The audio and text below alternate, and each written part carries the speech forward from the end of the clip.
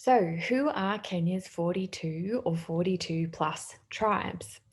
If you've clicked on this video, my guess is either you think you know the answer or it's a question that you are interested in learning more about. I'm Sam Balaton-Chrimes. I'm a senior lecturer in international studies at Deakin University, which is in Melbourne, in Australia.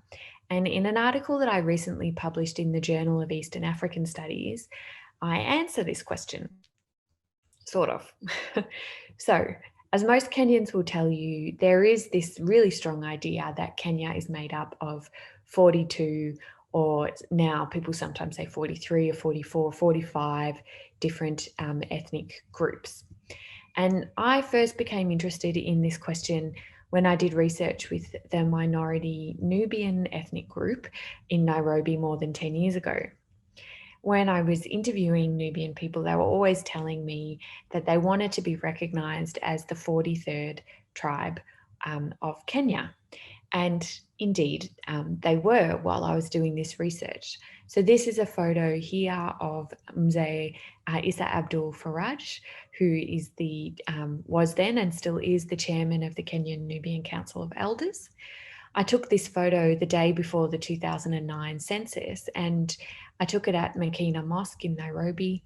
And he's reading out a letter that he's received from the Bureau of Statistics, confirming that the Nubians will be counted, quote, as the 43rd tribe of Kenya,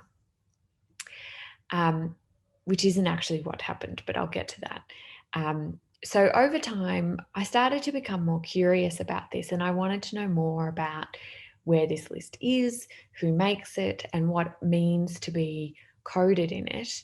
And I also wanted to know why no one really knows the answer to that question. No one was really able to tell me where the list was. So part of the answer to these questions lies in looking at the different classifications used in the census over the years.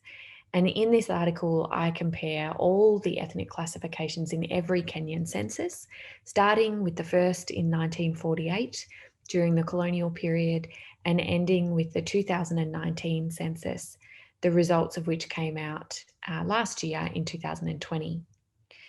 What I found was that the only year in which 42 ethnic groups were counted was 1969. And actually, every single other census has counted a different number of groups.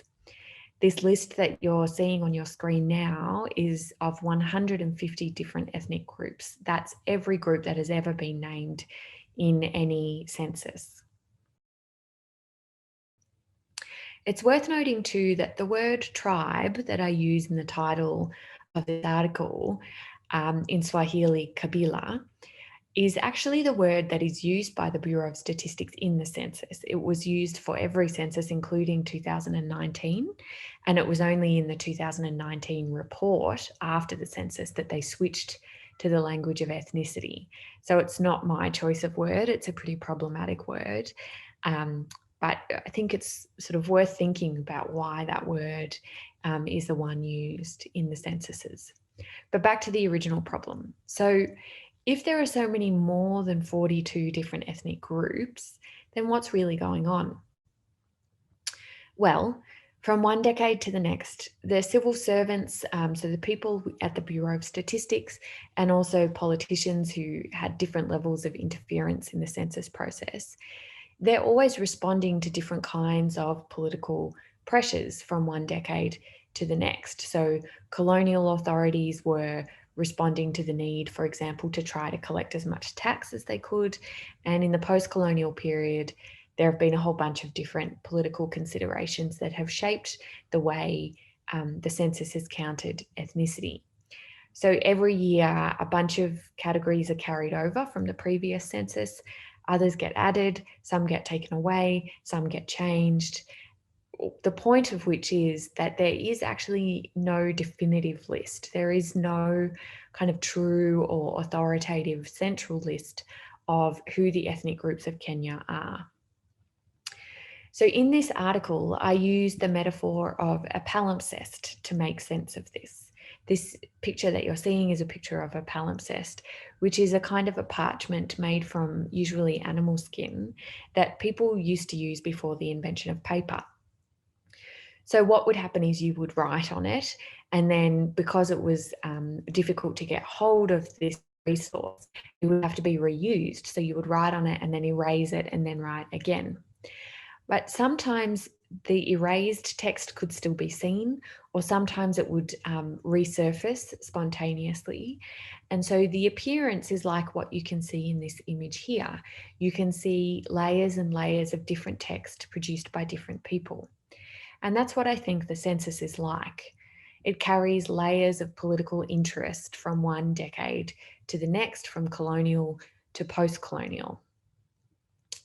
So the only answers, this only answers some of my original question though. It sort of says, okay, well, there is no 42, that doesn't exist. But this kind of bigger issue about why does it matter? Why do people still believe in the idea of the 42? And why does nobody really know where the list is or how it works? And in this article, I argue that the list does matter, even though it can't be definitive. And it matters for two reasons. So the first is that politicians and larger ethnic groups in particular, they can't imagine themselves as being dominant unless someone somewhere is collecting statistics about how many people there are that belong to every different ethnic group.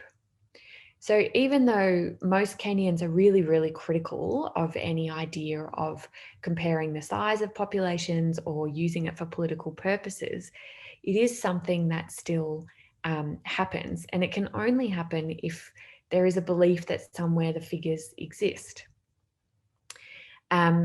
It's interesting, I think, that one of the things that I find is that after 1989, the only ethnic figures that have been released by the Bureau of Statistics are at the national level. They don't release them at more local level at all, partly because they're quite sensitive in this way. But secondly, and this point is a bit more of a positive point, when an ethnic group is counted in the census, they feel recognised and legitimised as Kenyan citizens, just the way the Nubians did in 2009. Since then, particularly 2009 and 2019, there have been a whole bunch of different ethnic groups, especially many, many small ones that were never recognised before that are now recognised in the form of the census. And it has brought for those groups a much greater sense of security and legitimacy, that they are properly citizens of Kenya and other people should see them that way. So this other question about why it is that so few people know about the list and how it works, this one I think is a bit more complicated, this question. So in the article, I argue that there is some uncertainty, that's where the word in the title comes from, some uncertainty around the list for good reason. And here I use the metaphor of magic. So if you think about magic, magic is something that most people want to avoid. If it's bad magic or black magic, you definitely want to avoid it. You don't want to take that risk. If you feel you've been blessed with good magic of some kind, you don't want to question it. You don't want to interrogate it. It's better to just let it be and be grateful for what you have. So whether we're talking about tribalism and competition over the size of different ethnic groups on the bad side, or if we're talking about recognition and a sense of belonging on the other, most people don't have any good reason to ask questions about the list. It's much better for them not to ask questions. It's better to just let sleeping dogs lie, if you like. It's easier this way. You don't trigger conflict. You don't maybe trigger an investigation into why the Nubians were the 43rd tribe, but so were the Makondes, who were also recognized as the 43rd tribe. You can just avoid all of that sort of tricky area. And so that's why I use the metaphor of magic. It refers to this idea that there are powers that that are best to avoid. They're best not to interrogate. But it is, of course, just a metaphor. So for academics, who are watching and are interested in this, I theorize this idea by talking about what I call magical uncertainty, and I link it to theories of intelligibility, legibility, and governability. And I argue that this idea of the 42 makes this sort of counting of ethnicity intelligible. People get it on an intuitive level, but it's not particularly legible. The rules for how you get on or off the list or what it means are not very well known. So to sum up, there are basically three main points I make in this article. First, there is no definitive list of who Kenya's ethnic groups are. It changes from one decade to the next, and that depends on the pressures and the political desires of the people who are making the census, whether they were during the colonial period or after independence. The second point is that this practice or this work of counting Kenyans by ethnicity has both constructive potential and also dangerous potential. It can be constructive when minority groups feel recognised and they can start to mobilise and demand their rights. But it can be dangerous when the counting is in order to determine political or electoral dominance, which is sometimes, unfortunately, how it gets used. And my third point, this one is a bit more academic, is that the whole mystery around the list and the reason why most Kenyans don't know that this idea of the 42 relates to the census is, I argue, because it is such a sensitive topic, it's better to avoid it.